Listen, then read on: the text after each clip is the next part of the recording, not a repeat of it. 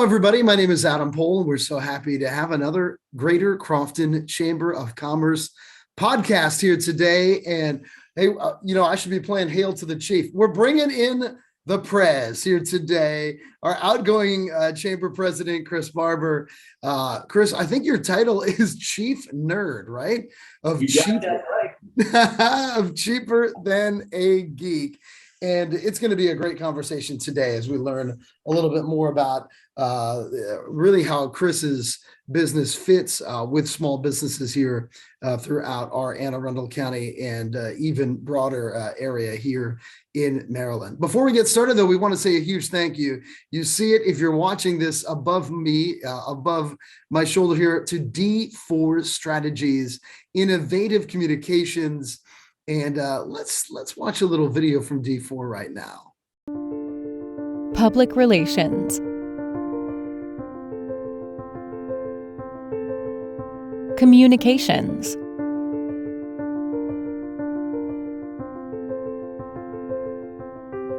Below-line marketing. We tell the power of your story. D4 Strategies, Innovative Communications. Thanks again to D4 Strategies for being with us and being a great supporter of this podcast and of our Crofton Chamber. Again, my name is Adam Pohl, and our guest today is Chris Barber of Cheaper Than A Geek. And I've known Chris now, Chris, the time is counting, for about 7 years. When I started getting involved with the Chamber, you and I kind of hit it off immediately at different events. And I know that you've been somebody that's just been so involved over the years. We're about to dive into what you do, but what has it meant to you to be the president of this chamber? Oh, man, it's been awesome. It's been awesome. It's just such a dynamic, involved chamber. Mm-hmm. Got great membership interaction, an unbelievable working board that really rolls their sleeves up and gets things done. And I don't know, it's just been great to be affiliated with such a dynamic chamber. Chris, you're somebody that I think has a very unique business, right? You're in the IT field, Cheaper Than A Geek. You started this business on your own.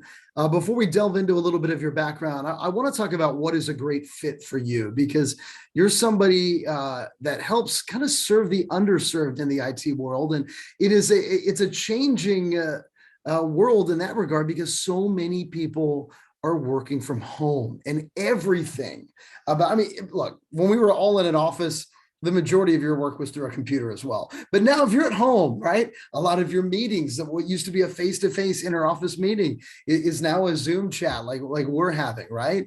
And the ability to have a reliable working computer is really the name of the game. Tell us a little bit about how and what you provide and why small business has been such a great fit for you.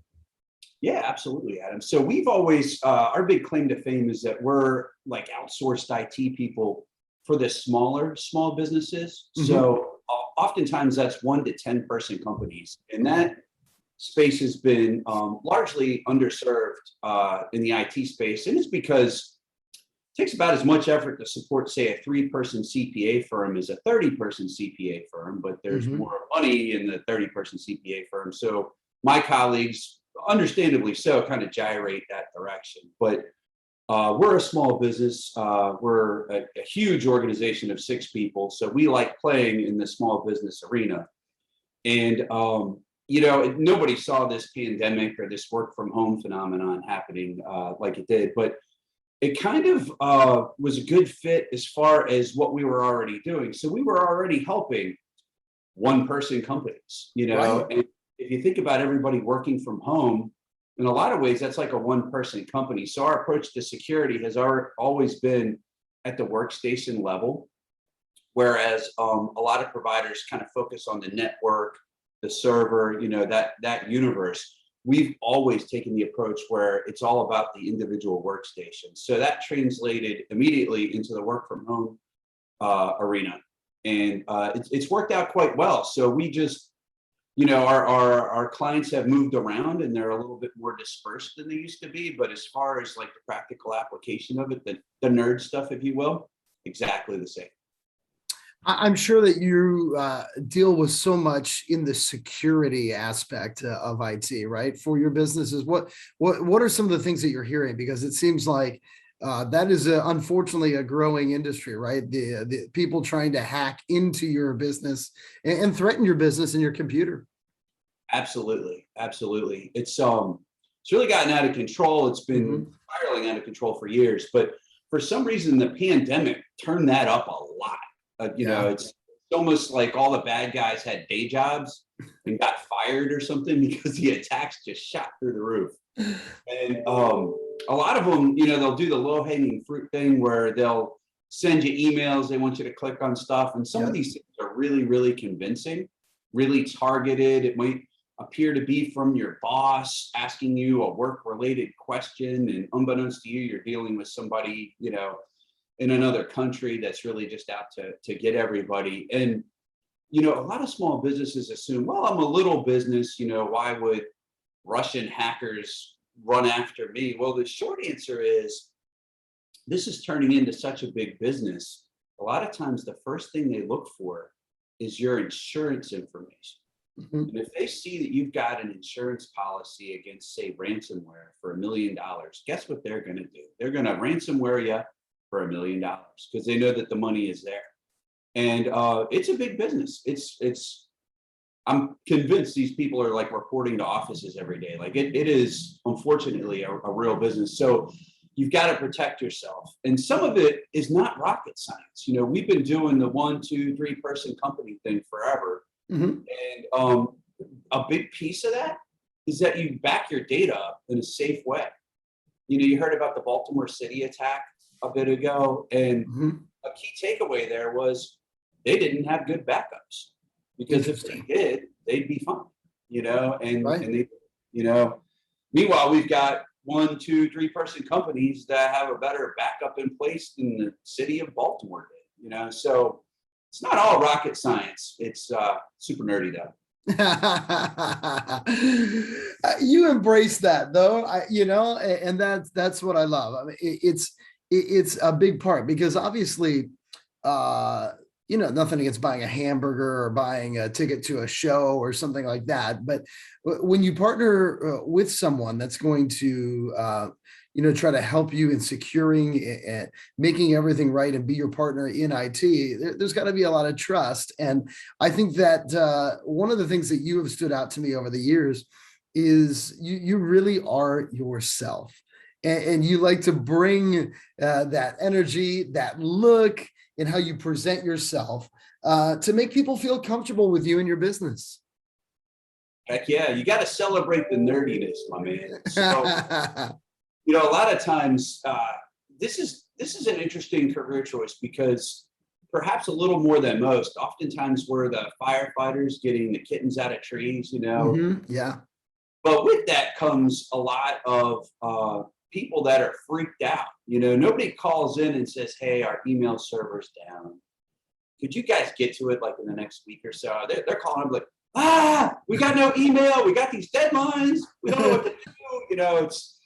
And one of the ways that we deal with that is you got to have a sense of humor. Yeah. Because if you get call after call after call like that, it can kind of wear you out. So one of the things we do is we celebrate the nerdiness. Everybody in the company has nerd in their title somewhere. So, I'm the chief nerd. But we've got nerds and super duper nerds and an office manager nerd and an operations nerd. So it's everywhere. And if you're in this business and you cannot embrace that you're nerdy, you're in the wrong business. So it's almost like its own little filter. So I love it. And I love the, we talk about the look, but also some of the taglines, right? You take the SH out of IT. It's a big thing to make you smile and feel comfortable. And with that, I wanted to turn to yourself a little bit, Chris, because this is something that you started at a young age. I mean, very entrepreneurial in that regard. What what was it that got you into IT work, but also what was it that made you step out on your own and start this business? Good question, my man. So I was contemplating a career change. So Mhm. I'm like, okay, well, what do I like? What do I want to do? What's got potential? Ideally it would be something where I could earn a comfortable living, that kind of thing. So I was mulling it over, and keep in mind, this was like over 2 decades ago, but I was like, computers are probably going to be a big deal. Maybe I should look into that. So I said, well, if I'm going to do that, I need to like build a computer. I need to understand the IT universe, So long story short, I got on my dial-up modem and I figured out what parts I needed, and I ordered them on the internet and I put it all together. And to my shock and amazement, I had a working computer, which was great. And a couple weeks later, it died. So, excuse me. So I had to take it to a computer repair store, and Adam, I had like the worst experience ever. They clowned me for bringing in the power cable. I was trying to be helpful. Took them like 2 weeks to get to it. They overcharged me. Turns out it was a loose cable, was all it was. And I realized, wow, this industry has a terrible reputation for customer service. Interesting. So for me, it was like an aha moment. So I went from contemplating a career in technology to realizing, geez, if I start an IT company that's focused on the customer experience, that'd be kind of game changing. That would be unusual. That would be a unique selling principle that's basically been unheard of. So you fast forward to today, and we've won more awards for our customer service than all the other IT companies in the state of Maryland, which we're really, really proud of. Wow. It's simple stuff like setting expectations for folks, being nice, speaking English, not nerd. When you call us, you get a meeting, like within 18 seconds after we're done, we call you and make sure everything's okay, because sometimes it's not. Yeah. So it's just, if you just build it from a customer facing standpoint, that makes all the difference in the world. So I realized, wow, I guess I'm going to start a business because there's something here. And, it's nice to look back, almost 22 years later and say, well, I guess I was right. That's awesome. Cool.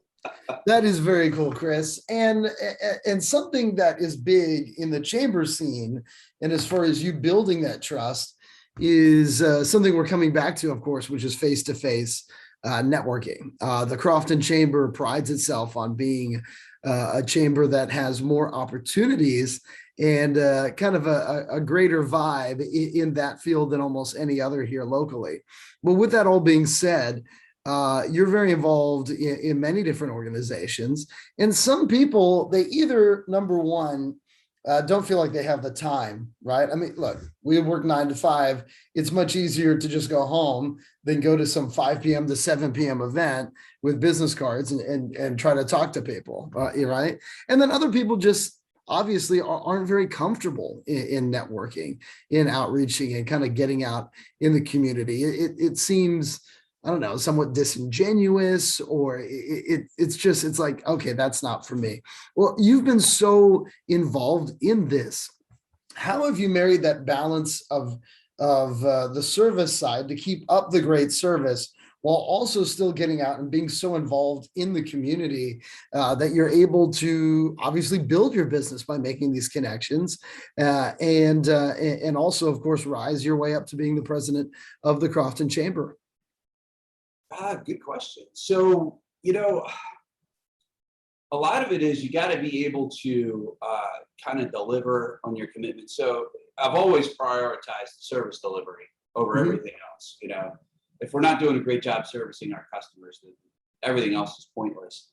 But, Judy Wilson. So in the early years, we were chamber members, had a conversation with Judy probably about 2 or 3 years in. And, she correctly pointed out, hey, you're not really doing a whole lot with the chamber, which means you're not getting a whole lot of your chamber membership. And I'm like, oh yeah, that's kind of true. So I realized, well, I got to start doing stuff. So I've done more and more. And as you pointed out, I do other things as well. But what I've always made it a point is you can join everywhere, right? But if you're not going to the events, if you're not interacting with the folks, like what's the point? So Right. for me, I realized, well, I can only join a finite number of organizations and truly be effective in them. So I've always protected that. And then it's just a matter of getting out there and doing stuff. You know, like you said, it's hard to get excited about doing that. But what I learned, and I feel like you might be wired the same way, is once you're out there doing it, it kind of just works. You almost get into a groove, and if you want to, you can enjoy it, you know, and that was certainly my experience. So early networking events for me were uncomfortable. I was kind of like, geez, why am I here? Like you said, I would have rather have gone home because it was a long day at work, but totally worth it. You know, if I could make one suggestion, it's get out there and represent your business. No doubt about it. And, you know, it's interesting for me, and I'm a more, you know, an outgoing person, kind of an extroverted person. But I mean, the reality is in networking, when I started doing this about 7 years ago, it was hard, and it was a little overwhelming because you might go to an event with a lot of people and you're talking to somebody, but you're thinking about, well, should I be talking to me? I need to go talk to somebody else. If you go to these events and you're able to meet one person, you talk to 10 people, you meet one person that is a great lead for you. And that might even just be a lead in them referring you to somebody else. Over time, it's just going to build and build and build. And these events become a lot of fun. You make great friends. And I think it is, it can be so valuable for you personally and your business. And Chris, I think you've been somebody that's really showed that. Heck yeah, my man. You know, it's funny.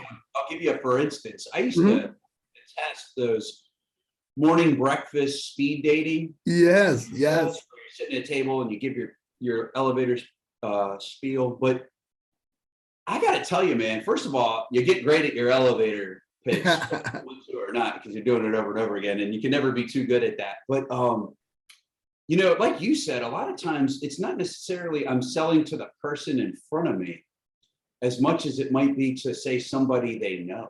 So we do a lot of business with other IT companies. So I could be at a table with a competitor, and at the end of that event, that was the referral partner I walked away with, and totally makes it worthwhile. So always keep your mind open with these things. You know, it's not always the person in the room that you're selling to as much as it might be like a referral partner kind of relationship, which totally makes it even better, you know. Chris, before you depart, what's a way that for those watching, they can get in touch with you guys at Cheaper Than a Geek if they need services, whether small or large? Absolutely. So obviously they can give us a call at 410-774-5180. Our main email address is help@cheaperthanageek.com. We've got a chat function on our website, and let's see here.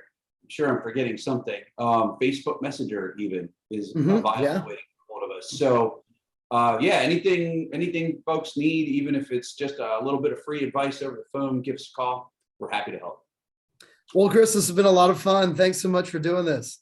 Absolutely. Thanks for having me. So that's Chris Barber, who is the chief nerd. I love it. I love it. Chief nerd. There we go, baby. There we go at Cheaper Than a Geek. And an enormous thank you to D4 Strategies for being our partner here in this Crofton Chamber podcast. My name is Adam Pohl. You've been watching or listening to the Greater Crofton Chamber of Commerce podcast, and we'll see you again here next time. Thanks so much.